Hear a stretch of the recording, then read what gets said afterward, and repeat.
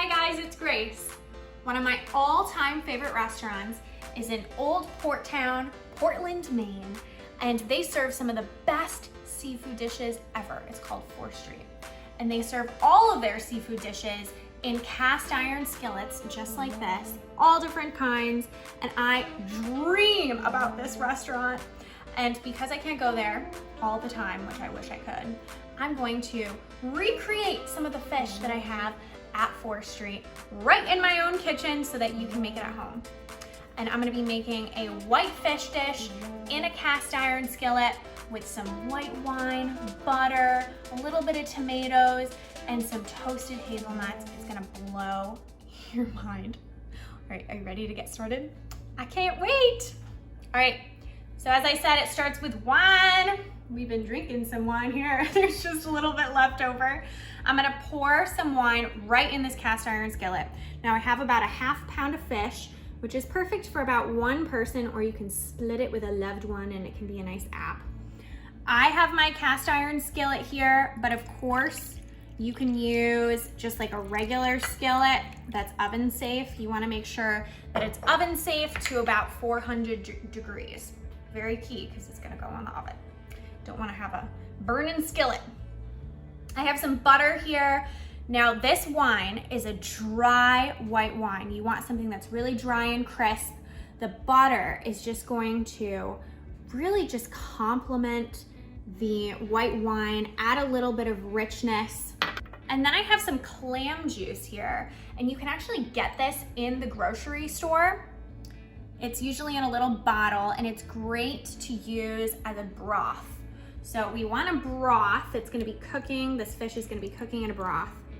So this clam juice will just really complement the fish, add a nice kind of silkiness to the broth. And then I have garlic. I have a massive garlic clove, and that is key to this. You're gonna want a garlicky broth. Who doesn't like garlicky broth? I'm gonna take, oh, it's actually, look, it's 2 cloves. It's a surprise. I'm gonna take the skins off the garlic, and then I'm just gonna go ahead and slice the garlic. So you just wanna go like this. Thin slices of garlic. I'm going to scatter these in my broth. We're gonna mix these in soon. And then I have tomatoes. Now, I have a can here of whole peeled tomatoes. You can use the rest of these tomatoes for a sauce, because we're only gonna use 2. 2 per skillet, I found is about right. You're just going to pull apart that tomato right in the broth. And this will, again, complement the acidity of that wine, and it will just pair perfectly with the butter. Butter and tomatoes is actually a really awesome combination.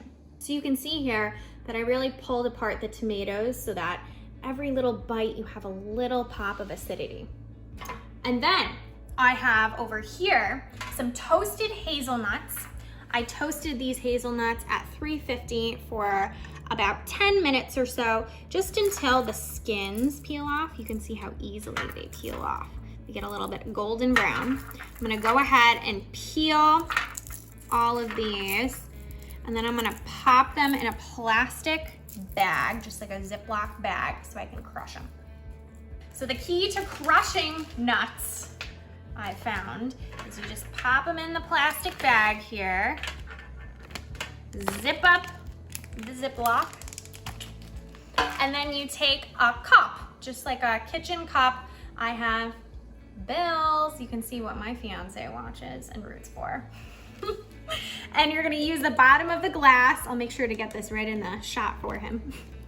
And just crush them like this, and you can get however crushed you like. I kind of like just a quick chop. I don't like to do them too finely because I like these for the crunch. You want a nice crunch in this dish, and they're also just nice and roasty and toasty, and you don't want them too fine where they kind of dissolve in the broth.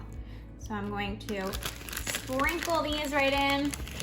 It's okay if it doesn't look perfect because we're gonna be mixing together all the ingredients anyways.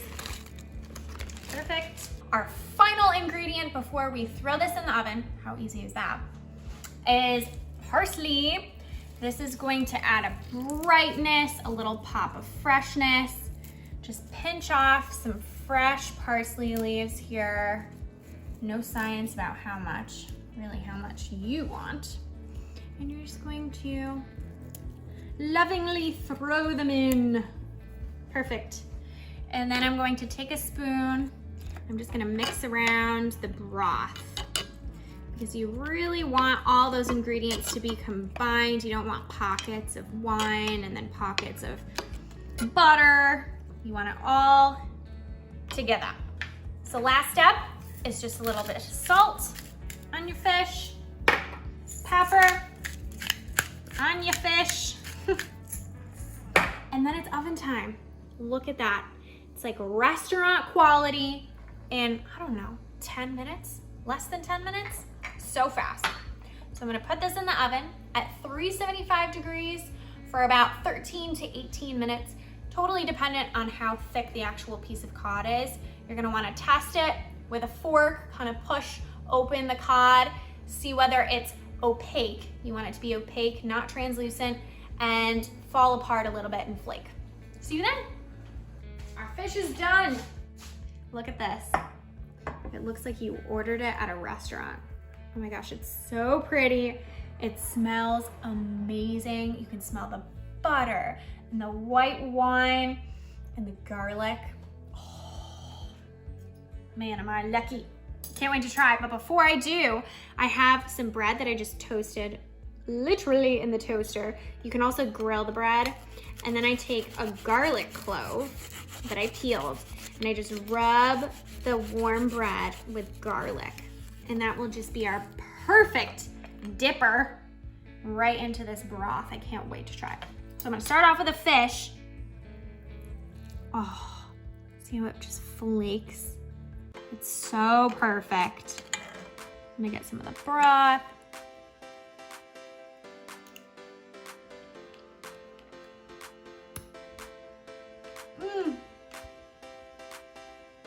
The crunch of the hazelnuts.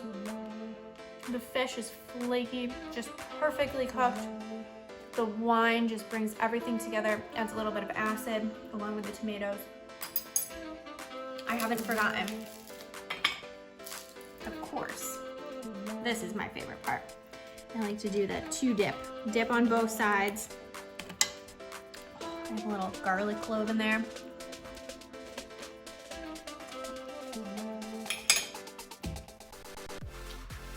It might be better than the fish. Check it out on tastefullygrace.com. You won't regret it.